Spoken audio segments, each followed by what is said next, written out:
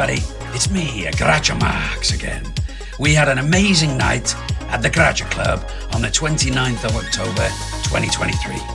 Here is a short video clip of our second esteemed speaker, Alex Densum, talking about the global approach of operational resilience.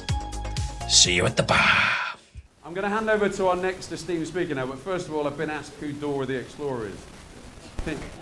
I shouldn't know, I haven't got kids yet, but do we know who DORA the Explorer is? Exactly, because I couldn't really dress up like Dora the Explorer, so this was the best thing.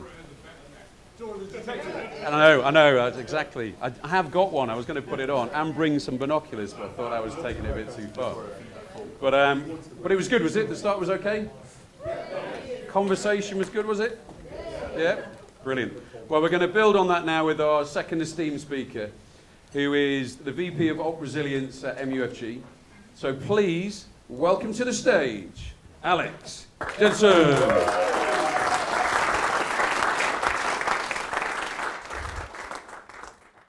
So look, I work in operational resilience, as Lee said, and for those of the uninitiated, operational resilience came into regulatory being in 2021, March 2021, with the UK PRA FCA regulations and the Basel Committee principles, I think they are.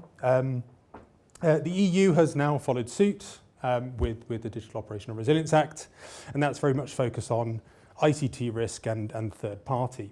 But I promise you I'm not going to get into the technical bits of this, but what I am going to try and do, hopefully, is give you a bit of a rounded global view of this regulatory trend in operational resilience and try and emphasize this isn't just a European and UK phenomenon. So, I was quite lucky enough earlier this year to go and spend 3 months in Japan at my head office in Tokyo, and this was part of a global program really to get people to experience Japanese working culture. Yes, very long hours. To kind of build your network in head office, to work on a project with global reach, and also to really kind of hone your karaoke skills. And I promise you there will be no Bohemian Rhapsody at the end of this. But what I basically experienced in Japan was that I was able to kind of go across all those different divisions and access that global network to really kind of try and break down those silos in terms of operational resilience. And I was quite surprised. People were quite willing to engage with me on this subject. And the subject really was, how do we create a global set of operational resilience principles for a complex global organization with the regulatory patchwork that is currently in place? And this basically meant a lot of long hours reading, a lot of text on the regulations that are in force or coming into force, and so you don't have to do that because I'm here to explain it to you, hopefully, at least a little bit. Basically, what I'm going to try and do, hopefully, is give you a bit of a run through of what that looks like. So in Japan, Hong Kong, got to remember all these now, Singapore, Malaysia, the Republic of Ireland, Australia, and obviously the EU, they've all followed in the wake of the 2021 UK FCA and PRA operational resilience regulations. Some of these have become basically carbon copies. Hong Kong, for example, some of them have basically just updated their business continuity guidelines, like Singapore and Malaysia, and some of them have had a little bit of a different kind of perspective on it, like Australia and the EU. So it really, in terms of what I've been looking at as well, is the places that haven't been looking at operational resilience and have yet to really regulate in this space. The one that always jumps out to me is the US, in a sense. They've got the Fed interagency paper on this, but thus far, there's not really been too much going on there. So what I'm going to try and do in this 10 minutes that Lee has given me is give you a list of challenges and similarities that are going on here in the regulatory space with operational resilience. And I kind of want to also draw a little bit on, I think, what Venuta was talking about before, actually, around sort of breaking down those organizational silos. So Challenges. Challenge number one, the regulators themselves, to be perfectly frank. You've got a different sort of view of how the regulations are being prescribed and put in force. You've got very principle-based views like the UK, Australia, pretty much everybody but Europe. And that is enabled firms to really take a look at their frameworks and their methodologies and sort of fit them to what the complexity of the organisation and also their importance in the financial system. And then you have the rule-based, the aforementioned 64 articles of DORA. And even in the principles-based systems, though, you still have some prescriptive behaviours. So in Australia, you have to have certain operations that are deemed critical. They're named and you can't get away from it. If you're a bank, you're an insurance firm, they have to be there. In Singapore, you have to have audit at least every 3 years, which must be horrible. This isn't really a barrier to setting these operational resilience principles, but what it does mean is that a one-size-fits-all model won't really work. There's always going to be local nuances, and you've got to take that in consideration when you're building these sort of principles. Secondly, if people are aware of what I would call a disruption, a tolerance for disruption. So a lot of these regulations basically say, you, the firm, you've got to set what your tolerance for disruption is with a whole load of different kind of raft of requirements. And again, that presents quite a challenge for complex global organizations because they all have different requirements. So you can't set your principles sort of set too high. You can't really set them too low. You've got to try and find a middle ground between really what your stakeholders are going to really care about, which is, are the regulators going to come after me if we breach these thresholds?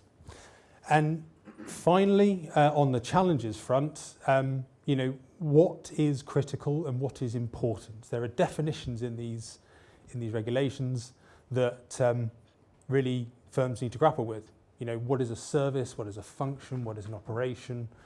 And by actually giving these definitions and actually firms having to kind of grapple with these, they're going to kind of potentially put themselves in a bit of a predicament when it comes to DORA, I think. They are going to have to really be quite careful as to what they call critical, because that is going to lead to a whole raft of different issues around how resilient are your assets that support your important business services, your critical operations, whatever it might be. So similarities. So in terms of some of the things that I've seen, and to be perfectly frank, all of them have the same objective, which is protecting consumers and the financial system as a whole. So I think most people might be aware of some of the challenges in terms of operational disruptions in the past. So COVID, we all lived through COVID and the resulting supply chain issues thereafter. I think there's quite a lot of cyber folks here, so I'll just say evolving cyber threat, like I know what I'm talking about. And also like a big focus being this increased dependence on cloud services providers, or a small number of cloud services providers, I should say, by financial firms. All of this basically leads to a potential for operational disruptions to have quite a severe impact to national and global financial systems. So at the heart of all of these things, it is how do we prevent that? How do we make sure that our consumers and our financial systems are resilient to these types of operational shocks? And I think in terms of the requirements, bear with me on technical requirements, but I should go through it. Mapping services end to end, ensuring you know where your critical paths of delivery are. What do you need to deliver those critical operations or services or functions or whatever you call them? That's really key. Making sure that you've set your tolerances for disruption, and basically the regulators want you to know when your points or your breaking points are. So when are you going to potentially fall a cropper of causing intolerable harm or causing safety and soundness issues or impacting the market more broadly. And I think as well, third-party risk management. If anybody has had the joy of dealing with third-party risk management, you'll know that there's been a whole raft of regulations in this space, and that's only further emphasised by operational resilience, I would suggest. So from cloud services, but also intergroup agreements. And going back a little bit to my time in Japan, it was a very interesting conversation with my MD in Japan when basically I was telling him that he is my third party. That didn't go down too well, but we're getting there.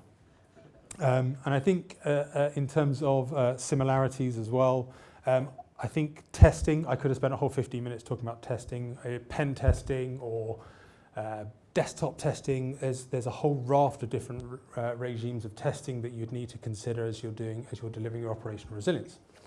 So at the heart of all of this, though, going to sort of breaking down the silos, is that we need a multidisciplinary approach to this. And I think Lee has exemplified this quite well, really, actually, bringing some very kind of different perspectives to the table to kind of talk about these sorts of issues.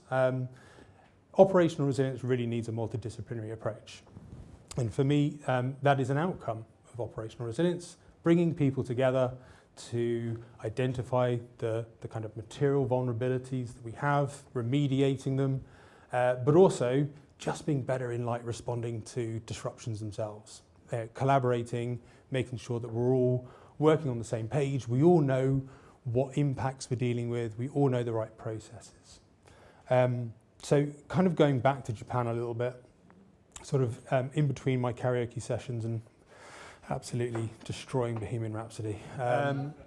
So basically, being able to interact with all of these global stakeholders and kind of coming up with a good set of operational resilience principles, kind of realizing that actually our clients don't really care in terms of like, what frameworks and things we do. They just expect an operationally resilient service.